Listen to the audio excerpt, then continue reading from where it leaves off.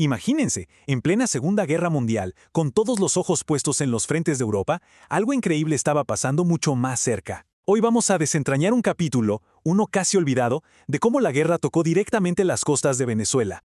A ver, para de verdad entender la magnitud de esto, tenemos que viajar a una noche específica, el 16 de febrero de 1942, porque esa noche, dos realidades totalmente opuestas, estaban a punto de chocar, y estaban separadas por apenas unos kilómetros de costa.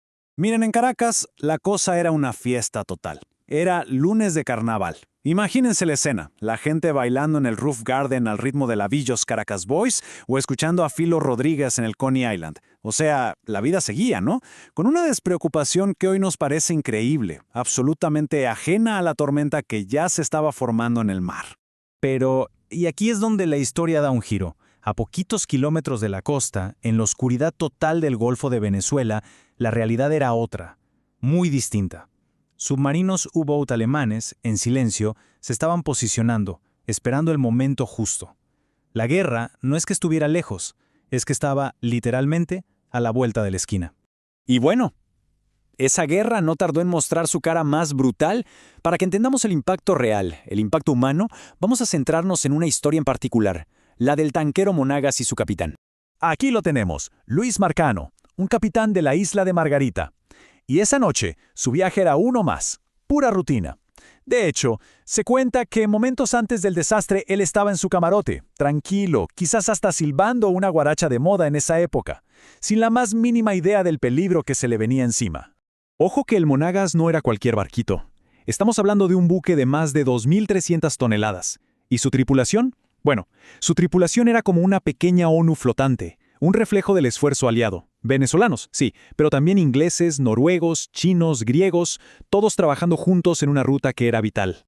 Y aquí la hora es crucial. 3:30 de la madrugada. La oscuridad era total. Vamos, el escenario perfecto para un ataque por sorpresa. Y es justo en ese momento, cuando el capitán Marcano va subiendo al puente de mando para hacer una ronda, que el infierno se desata. De repente, una explosión tremenda sacude toda la estructura del barco. Como pudo, a duras penas, logró llegar al puente, y la escena era de pesadilla, el ruido ensordecedor, la confusión y el barco que ya empezaba a arder. Y es desde ahí, en medio de las llamas y el caos, que ve algo que seguro le heló la sangre. Un submarino, emergiendo lentamente de las aguas, y en su torre, inconfundible, la Cruz Gamada.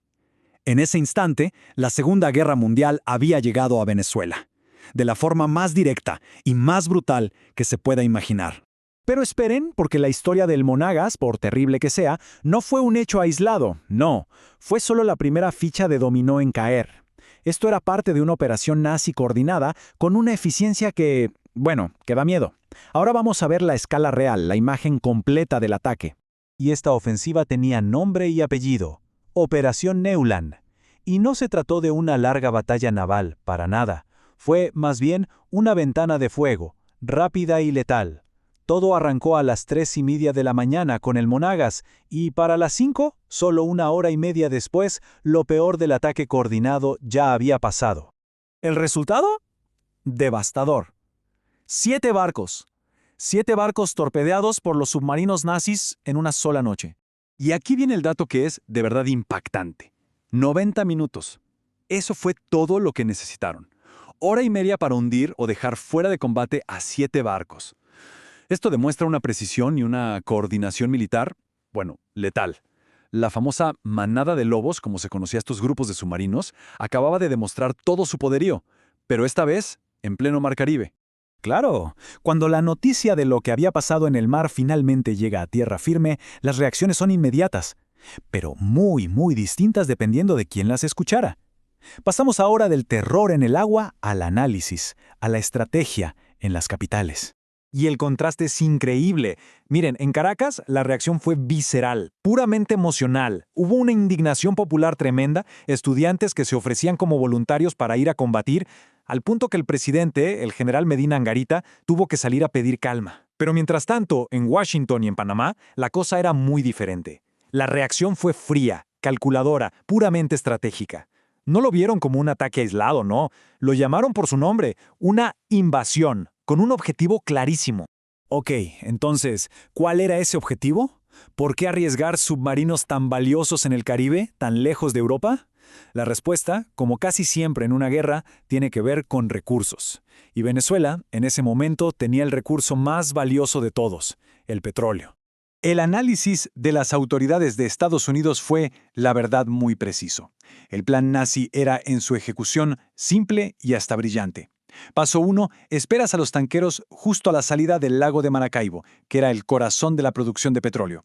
Paso 2. Atacas a esos tanqueros que van a la refinería de Aruba, que era una de las más grandes del mundo en ese momento, y clave para los aliados. Y paso 3. Te dedicas a merodear por toda la costa venezolana desde Falcón hasta la península de Paria para crear un bloqueo total.